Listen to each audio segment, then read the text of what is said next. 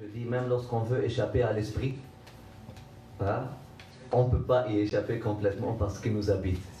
Il nous habite l'esprit, il y a quelque chose. Donc même les films les moins significatifs, les moins, comment dire, les plus dépourvus de sens, les plus commerciaux. Hein? Même les panneaux de publicité à l'extérieur. Vous pouvez y trouver du sens et du sens vraiment profond parce que c'est un être humain qui est derrière. Et cet être humain-là, même lorsqu'il se veut dépourvu de sens, il ne peut qu'être porteur de sens. Il ne peut qu'être porteur de sens. C'est ça c'est ça l'être humain.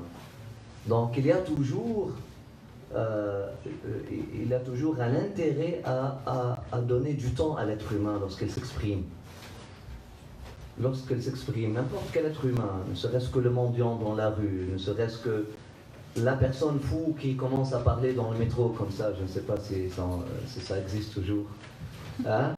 La personne schizophrène qui commence à parler, donner un peu de temps à l'être humain parce qu'il n'y a pas un être humain vide. Ça n'existe pas. Et ça n'a jamais existé. Ça ne pourra jamais exister. L'être humain ne peut pas être vide. Même s'il le veut. Même s'il le veut. Même s'il le veut, tu peux toujours trouver quelque chose de beau chez l'être humain lorsqu'il s'exprime. Donc l'être humain en général, lorsqu'il s'exprime, même lorsqu'il est vide, il ne peut pas être vide à 100%. Que dire un artiste? Que dire un artiste qui s'est investi, hein, qui s'est investi? Vous savez ce que ça veut dire l'investissement? Hein, qui s'est investi, qui s'est donné à quelque chose. Il n'a pas fait ça, comme on dit, à tête reposée. Hein? Il n'a pas fait ça avec un corps froid. On parle en général, les œuvres d'art. Il faut s'arrêter devant une œuvre d'art et l'honorer. Hein? Ça fait partie de l'art de vivre. Ça fait partie du savoir-vivre que nous avons perdu aujourd'hui. Aujourd'hui, nous sommes dans une époque de mauvaise communication parce que nous avons perdu cet art de vivre et ce savoir-vivre. On ne sait plus vivre. Hein?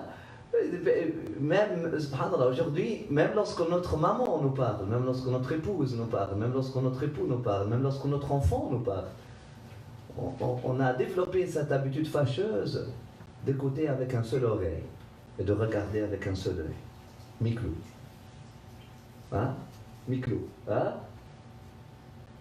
Un seul oreille abasourdi en plus. De voir les choses en abat-jour. Nous avons développé cette attitude comme être humain et ce film-là fait partie de notre tradition. Ici naît ma réflexion. Cinéma réflexion, et nous l'avons baptisé Ici naît ma réflexion. Parce que c'est pour ça que le cinéma est là. Hein? Le cinéma, c'est un art. C'est la fierté de notre génération, si vous voulez. Donc, dans la place des arts, le jour du jugement dernier, moi je veux imaginer le jour du jugement dernier, il y aura un épisode comme ça, où les civilisations vont venir, c'est pas juste jugement, puis enfer et paradis, mais il y aura qu'est-ce que vous avez donné à l'humanité? C'est quoi votre apport à la civilisation humaine? Et là, chaque génération va apporter quelque chose. Moi je dis, notre génération, sa fierté, c'est le cinéma. Notre génération à nous, qu'est-ce que nous avons apporté plus de valeur? Parce que moi, je ne m'attarde pas aux voitures et aux moyens de transport, etc. C'est vraiment, ce sont les moyens de réflexion, ce sont les moyens de communication. Hein? Donc, les peuples du Moyen-Âge vont apporter le roman. Hein, voilà, c'est bien. Hein? Les peuples d'avant, ils vont apporter la poésie. Avant eux, ils vont apporter, je ne sais pas, chaque peuple va apporter ce moyen de communication.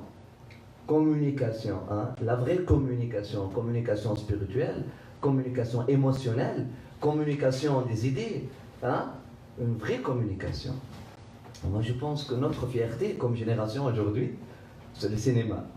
Bien sûr, chaque chose peut être utilisée à tort et à travers. Chaque chose peut être utilisée dans le bon comme dans le mauvais. Mais le cinéma reste notre fierté aujourd'hui, et si nous voulons vraiment vivre la vie, nous devons apprendre à regarder un film. Moi, c'est la première chose que j'enseigne aux enfants aux écoles. Savoir regarder un film, savoir lire un livre, savoir regarder un film, savoir écouter une pièce de musique, savoir différencier entre les notes. Est-ce que ça se joue bien ou ça se joue... Tout ça, c'est très bien, c'est très important, parce que c'est savoir lire, c'est savoir vivre, c'est savoir communiquer. Hein?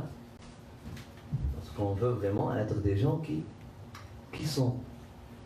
Voilà, donc au moins, le minimum qui est dans un film, c'est une opportunité pour nous de communiquer avec une personne qui a une certaine profondeur. Un réalisateur, un créateur, un réalisateur de messages, hein? un transmetteur de messages. Il a un message, il l'a non seulement transmis de façon impulsive, hein? L'impulsion tue la transmission. Et aujourd'hui, nous sommes, hein, parce qu'on ne sait plus lire l'autre, hein? Nous avons aussi perdu l'art de parler. Parce que lorsqu'on perd l'art d'entendre, lorsque nous perdons l'art d'écouter, on perd l'art de parler. On ne sait plus communiquer, hein? Subhanallah, avec des filtres, on écoute avec des filtres, hein? Et nous avons un blocage émotionnel souvent. Hein? On n'arrive même pas à s'exprimer de façon saine. Hein?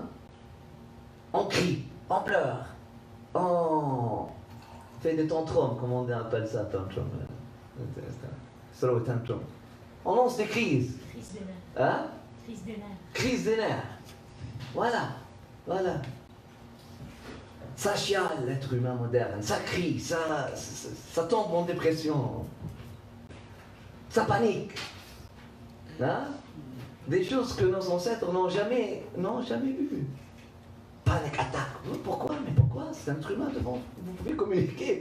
Communiquez vos sentiments. Dites je t'aime, dites je te haïs, dites je te comprends pas, dites. Hein? Pourquoi? C'est l'état de l'être humain moderne. Et lorsqu'on voit comment l'être humain moderne regarde les films, et combien des gens aujourd'hui regardent des films, hein? Très rarement. Il y a plusieurs qui consomment des films. Et quels films? Ils consomment un matériel juste pour... ils ne comprennent même pas qu'est-ce qu'il y a dedans. Voilà. Donc, au moins, qu'est-ce qu'il y a derrière l'écran? Il y a ce Majid Majidi, qui n'est pas un idiot. C'est un artiste. C'est un artiste qui a reçu des prix, palmarès d'or, plusieurs reprises. Hein?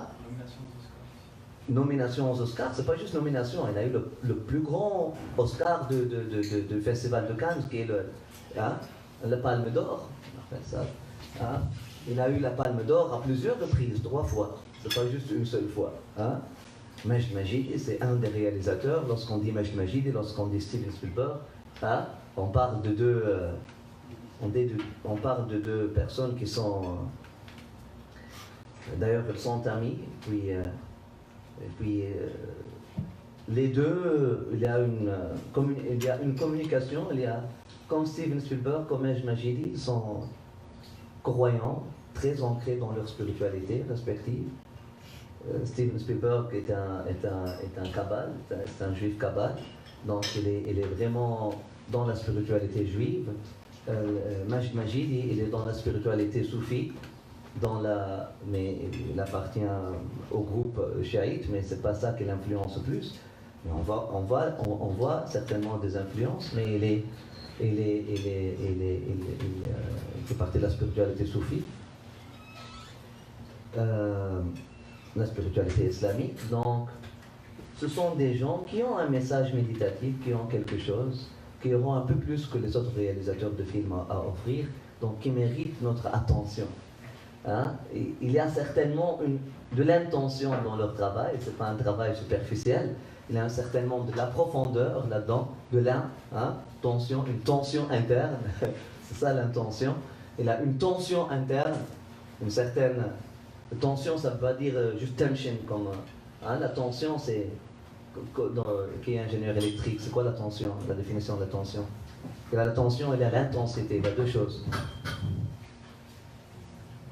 Les deux, ce sont composantes. C'est ça, l'intention, elle se mesure comme l'électricité, par la tension et l'intensité. Comment on mesure l'intensité? Par quoi? Ampère. Et comment on mesure la tension? Le volt. Hein? C'est comme ça qu'on mesure ampère et volt. La tension. Donc il y a une tension interne. C'est quoi la tension? Est-ce que vous pouvez la définir? C'est l'énergie. Hein? C'est l'énergie. C'est un travail. Physiquement parlant, c'est un travail, c'est un mouvement d'un point à l'autre, c'est un travail énergétique, c'est pas juste une énergie. Hein? C'est un travail énergétique qui crée la tension. Et l'intensité, c'est une intensité. Tout ça, c'est l'intention. Donc derrière, lui, il a une communication, il a une électricité. Il a une tension et intensité, il a une intention. Hein? Et ça mérite donc notre attention. Voilà, comme après cette introduction, bienvenue, puis parce que moi je communique. Lorsque je suis fâché, je me permets pas de lancer ma crise, mais de communiquer un message. Hein? Voilà, je communique. Moi, je n'ai pas un blocage émotionnel.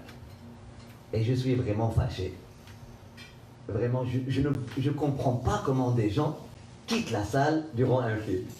Je ne comprends pas comment des gens qui ne sont pas vraiment diabétiques ou ont vraiment un problème de santé quittent la salle pour aller à la salle de bain durant un film. Je ne comprends pas comment une personne ose regarder son téléphone durant un film. Voilà. Pour moi, c'est blasphémique. Qu'est-ce que vous faites? C'est horrible. Parce que pour moi, c'est sacré.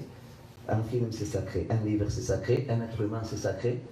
Moi, lorsque tu me parles, je te donne mon être. Je te donne mes yeux, mon cœur, je te regarde en face. Je ne peux pas faire une autre chose en même temps. Voilà.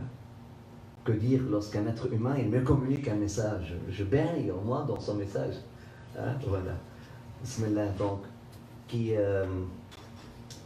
vous êtes prêts, qui peut nous donner avant de passer aux questions, on veut, qui a compris, qu'est-ce que vous avez compris, qui peut nous contextualiser?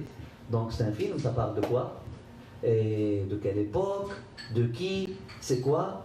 Qui peut nous contextualiser un peu par rapport au temps, espace et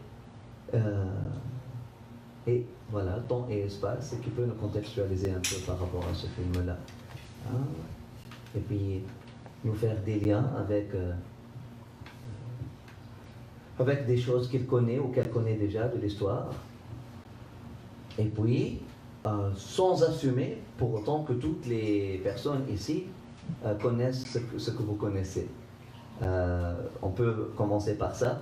Qui n'a aucune idée de la biographie du prophète Mohammed sallallahu alayhi wa sallam, il n'a aucune idée vraiment, il est venu ou elle est venue au film vraiment illettrée, complètement illettrée. Elle connaît rien à propos de la vie et le contexte du prophète Mohammed sallallahu alayhi wa sallam. Est-ce que nous avons une personne, est-ce que nous avons l'honneur d'avoir une personne parmi nous qui n'a jamais connu quelque chose à propos du prophète Mohammed sallallahu alayhi wa sallam, bien sûr, autre que qu'est-ce que les médias disent aujourd'hui. Je parle historiquement, un fait historique vraiment à propos du prophète Mohammed sallallahu alayhi wa sallam. Est-ce que nous avons une personne illettrée parmi nous? Oh malheur à nous. Il n'y a aucune. Est-ce qu'il y a en ligne quelqu'un? S'il vous plaît, donnez-moi de l'espoir. Malheureusement. La ilaha illallah. Ok. Est-ce qu'il y a une personne qui se considère au moins très... avec une connaissance très pauvre, très faible, sans fausse humilité, vraiment là. Une personne qui n'a jamais lu, qui n'a jamais lu un livre parlant de la biographie du prophète sallallahu alayhi wa sallam. Est-ce que nous avons ici? Ok, bien, très bien, voilà. Donc, parmi maintenant ceux qui ont lu ou regardé un film se rapportant au prophète sallallahu alayhi wa sallam, ouais, parmi ceux-là maintenant, est-ce qu'il y a une personne qui n'a aucune idée Aucune idée vraiment, aucune idée de l'enfance du prophète Mohammed sallallahu alayhi wa sallam. Est-ce qu'il y a une personne qui n'a aucune idée à quoi ressemblait son enfance? Hein?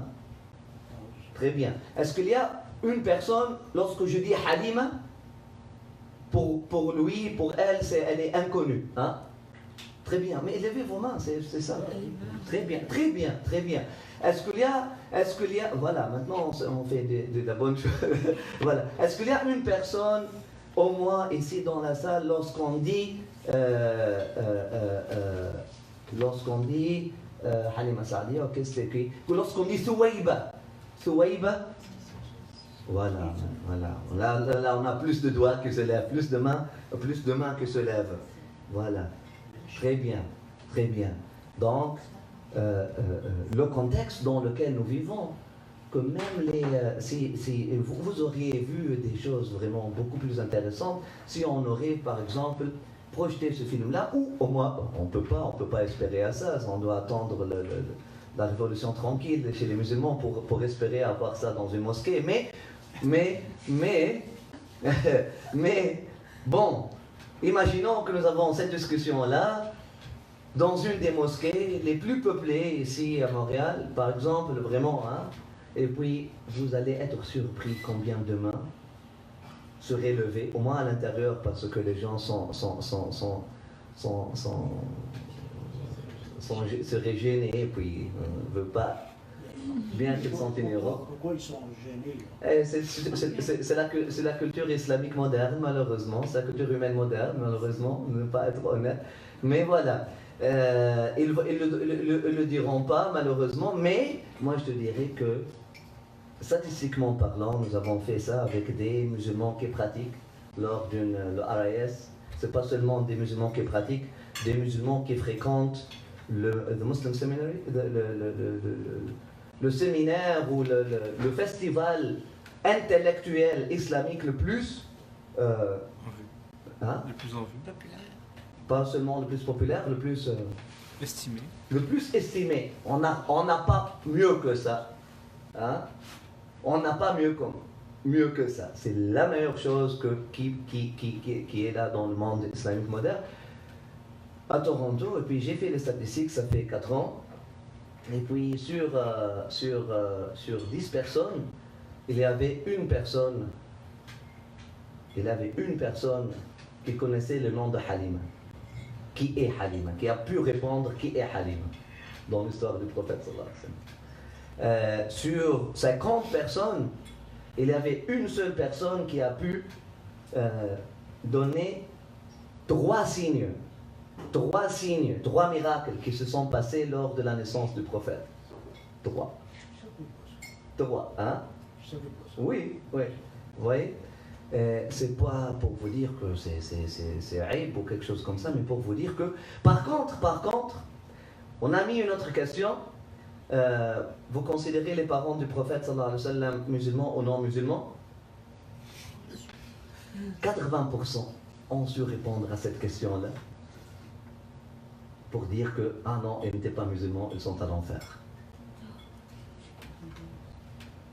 Pour vous dire que la distorsion dans l'esprit, donc même pour nos frères et sœurs qui ne sont pas musulmans, ici dans le cercle, le prophète Mohammed, son histoire, son enfance, comme humain, comme homme, pas comme une institution religieuse. Le prophète Mohammed comme l'homme, le fils de l'homme, hein? Le fils de l'homme. Le prophète Mohammed sallallahu alayhi wa sallam est parfois beaucoup plus méconnu chez les siens, entre guillemets, hein, les musulmans, que les non-musulmans. Ou aussi inconnu chez les deux.